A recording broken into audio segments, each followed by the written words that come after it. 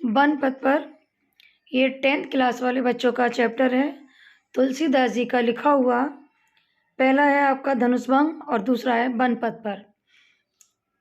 धनुष भंग में तो सीता जी के स्वयंवर की कथा थी और वन पथ पर उस समय की कथा है जब राजा दशरथ राम को 14 वर्ष का वनवास देते थे।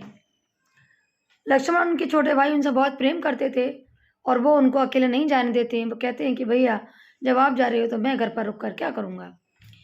उधर माता सीता कहती हैं कि मैं आपके बिना घर पर क्या करूँगी। तो तीनों के तीनों जंगल के लिए निकल पड़ती वनवास करने के लिए। 14 साल का वनवास था और वो तीनों के तीनों प्रतिज्ञा करके जाते हैं कि अब 14 साल के बाद ही वन से घर आएंगे। जब वो वहाँ जाते हैं तो रास्ते में तरह तरह के लोग मिलते हैं और उनको सुंदरता को देख करके तरह तरह की बातें किया करते हैं और उसी के बारे में ये चैप्टर है। आप एक एक लाइन करके पढ़िए।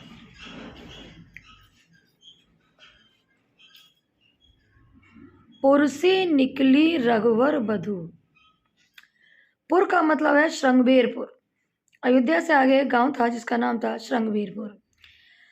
तो सीता जी ने जैसे ही अयोध्या से निकलकर श्रृंगबेरपुर से आकर कदम रखा था तब क्या कहती हैं, पुर से निकली रघुवर बधू धरी दिए दय मग में डगे।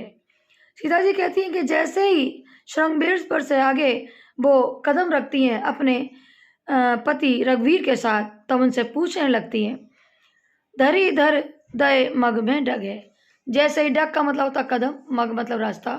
उन्होंने जैसे ही रास्ते में कदम रखा, चल की वही फाल कनी जल की पुट सूख गए मधुका करें।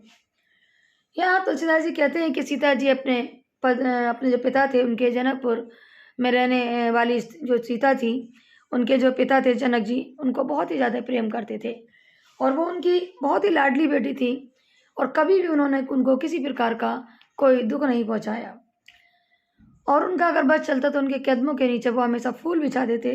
तो यहाँ पर यही बात बताई गई है कि सीता जी जो बहुत ही नाजों से पाली हुई थी, बड़े प्यार से पाली हुई थी, जब उन्होंने नंगे पैर वनवास में जाने के लिए कदम रखे तो वो कुछ ही दूर चली थी और कुछ ही दूर चलने के बाद उनके जो आंखें थी वो छलक आई और वो बहुत ज़्यादा थकी हुई सी महसूस कर रही थी और उनके जो होठ थे वो सूख गए थे। पुट सूख गए कहने का मतलब उनके होठ प्यास के कारण सूख गए और छलकी भरी कान कली जल की, उनकी आंखों में आंसू छलक आए और उनके अंदर ये तो हिम्मत नहीं थी कि अपने पति से एकदम पूछ रहे हैं कि हाँ मैं थक गई हूँ। तो वो बहाना करके पूछती हैं, फिर पूछा ही है क्या कहती हैं, चलो ना अब केतनी। अपने पति से कहती हैं कि हे प्रभु आप ये बताइए अभी कितनी दूर और चलना है। पढ़ कुटी करी कित है, ये बताइए कि कितनी दूर चलकर के आप अपनी कुटिया को बनाएंगे।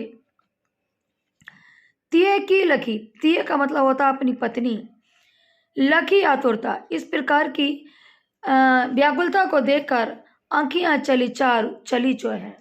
उनकी आंखों में भी आंसू छलक आए क्योंकि बड़े प्यार के साथ उनका विवाह करके लाए थे, चाहते थे कि उनको हर प्रकार का सुख प्रदान करेंगे। लेकिन कुछ ही दिनों के बाद कैकेयी रानी के कहने पर राजा दशरथ उनको वनवास दे देते हैं जिसके कारण सीता को भी वन में रहना पड़ता है। तो इसी को सोच करके रामचंद्र जी की आंखों में आंसू आ जाते हैं और वो अपनी पत्नी की ओर बड़ी मतलब कि आंसू भरी निगाहों से देखने लगते हैं। अगली लाइन में ही दे रखा है दूसरा पैरा आपका कि जब बहुत ज़्यादा प्यास लग रही थी सीता जी को तो रामचंद्र जी लक्ष्मण से कहते हैं कि लक्ष्मण तुम कहीं से जल भर लाओ क्योंकि तुम्हारी भाभी माँ को बहुत ज़्यादा प्यास लग रही है। तो लक्ष्मण जी जल लेने के लिए जाते हैं। तब सीता जी राम से क्या कहती है, देखिए, जल को गए लखन है लरिका। अपने पति से कहती हैं कि देखिए लखन भैया जल लेने के लिए गए हैं, पर को पिए छाए खड़ी के ठारे, तब तक आप थोड़ी बहुत हवा खा लीजिए। कहीं खड़ी मतलब घड़ी का मतलब थोड़ी देर के लिए, छाया मतलब हवा में यानी छाया में, ठाड़े यानी कि ठाड़े हो जाओ यानी खड़े हो जाओ। तो वो सीता जी लक्ष्मण जी जब जल लेने के लिए जाते हैं तो अपने पति से कहती हैं कि हे प्रभु जब तक के लिए लक्ष्मण भैया जल लेकर के आते हैं हम लोग कहीं छाया में खड़े हो जाएं और थोड़ी सी ठंडी हवा खा लें। पोछ पसेहू ब्यार करूँ, पसेहू का मतलब पसीना, पोछ मतलब पोछना। आइए मैं आपका पसीना पोंछे देती हूँ और आपकी ब्यार का मतलब हवा कर देती हूँ। और पाए परे को भूरे ठाड़े। परे को भूरे ठाड़े, भूरे के ठाड़े का मतलब है पेड़ की डाली पकड़कर खड़े थे। उस समय रामचंद्र जी ने अपने पास में एक पेड़ की डाली थी, उस डाली को पकड़ रखा था और उस डाली को पकड़कर खड़े थे। अब सीता जी तुलसी रघुबीर पिय दाम जानी के बैठ विलंब को कंटक ठाड़े। जैसे ही रामचंद्र जी ने सीता जी के पैरों की ओर देखा तो उनके पैरों से क्या निकल रहा था? खून निकल रहा था, कंटक काट। उनके पैरों में काफी कांटे लगे हुए थे और खून बह रहा था। सीता जी की इस प्रकार की आंखों के अंदर जो आंसू भरे हुए थे वो, और उनकी आतुरता को देखकर, उनके पैरों को देखकर उनकी भी आंखों में आंसू आ जाते हैं और वो अपने घुटने पर उनका पैर रखकर लोग कंटक गाड़े यानी कि कांटे निकालने लगते हैं। जानी के नाई को ले लखो पुलको तो निबार बिलोचन बाड़े। जब सीता जी ने अपने पति को देखा कि उनसे बहुत प्रेम करते हैं और उन्हीं के कारण उनकी आंखों में आंसू आए थे, तो सीता जी की आंखों में भी उनको देखकर पुलक, पुलक का मतलब होता है आंखों में आंसू आ जाना, नहीं प्रेम भरे आंसू। किसको देखकर? अपने पति के प्रेम को देखकर। यानी सीता जी की आंखों में भी अपने पति के लिए अपना इतना प्रेम देखकर उनकी आंखें भी छलक आती है। अब जिस गांव से होकर वो जाते हैं वहाँ की स्त्रियां पुरुष सब राम और सीता की जोड़ी को देखते हैं, क्योंकि वो बहुत ही कोमल जोड़ी थी, इतनी सुंदर कि अगर कोई भी इंसान एक पति पत्नी के रूप में सुंदर होता है तो हर कोई उनसे कहने लगता है कि अरे भाई देखो कितनी अच्छी राम और सीता की जोड़ी है। तो इसी प्रकार राम और सीता बहुत ही खूबसूरत थे और जो जो उनको देख रहा था दांतों तले उंगली दबा रहा था और सभी राजा और रानी को बुरा कह रहे थे। क्या कहते हैं देखिए, एक स्त्री कहती है रानी में जानी अजानी महा। एक स्त्री दूसरी स्त्री से कहती है ऋषि स्त्री सुन, मुझे तो लगता है राजा और रानी दोनों ही पागल हैं, अज्ञानी। उनके अजानी का मतलब होता है अज्ञानी, मूर्ख हैं, रत्ती भर भी उनको अकल नहीं है। अजानी का मतलब होता है अज्ञानी, यानी रत्ती भर भी उनको अकल नहीं है। पवि पाहन हूँ सो कठोर जीव है। अरे ऊपर वाले ने उनका हृदय दिया है ये पत्थर, ऐसा लगता है उनके हृदय में हृदय तो है ही नहीं।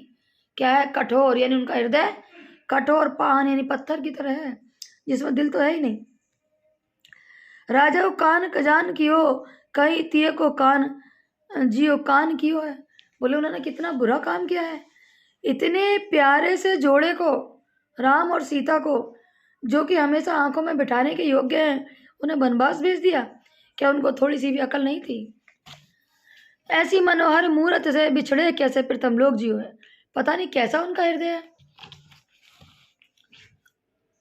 ऐसी मनोहर मूर्त से बिछड़े कैसे प्रथम लोग जियो है। पता नहीं उनका कितना बुरा हृदय है, कैसा पत्थर उनके हृदय में रखा हुआ है। उनको राम और सीता जैसे प्यारे से जोड़े से बिछड़ते हुए तनिक भी लज्जा नहीं आई। क्या उनकी आंखों में थोड़ी सी भी शर्म बाकी नहीं थी? आँखियों में लखी रखियो जोग इन्हें मेरी मरबाज दियो है। पता नहीं उनकी आँखियों में कौन सी बेशरमाई छाई हुई थी जिसके कारण इतने प्यारे मनोहर जोड़े को उन्होंने वनवास दे दिया। शीश जटा और बाहु विशाला बिलोचन लाल तिरछी सी वो है। अब इसमें होता क्या है कि सीता जी को देखकर जो सखियां थी वो तरह तरह की बातें करने लगती हैं। कहती हैं कि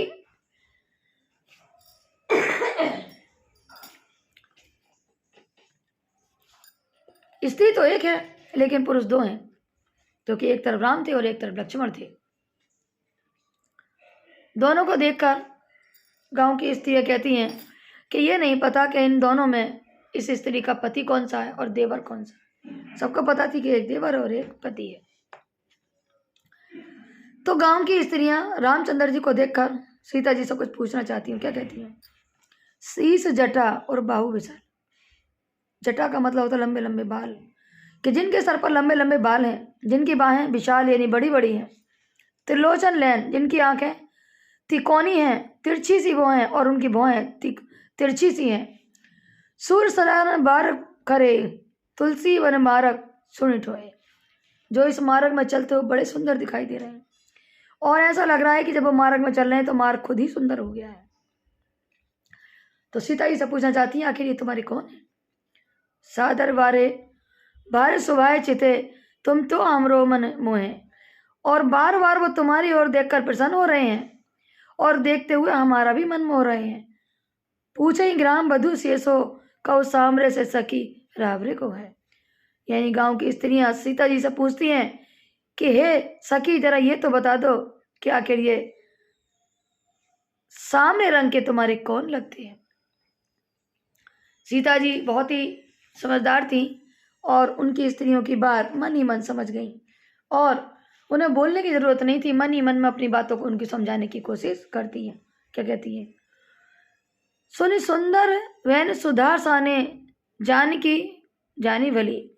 यानी जब सीता जी से वो कुछ पूछ रही थी तो अपने सुंदर से नैनों से इशारा करते हुए जानकी जी ने उनको सब कुछ बताने की कोशिश की।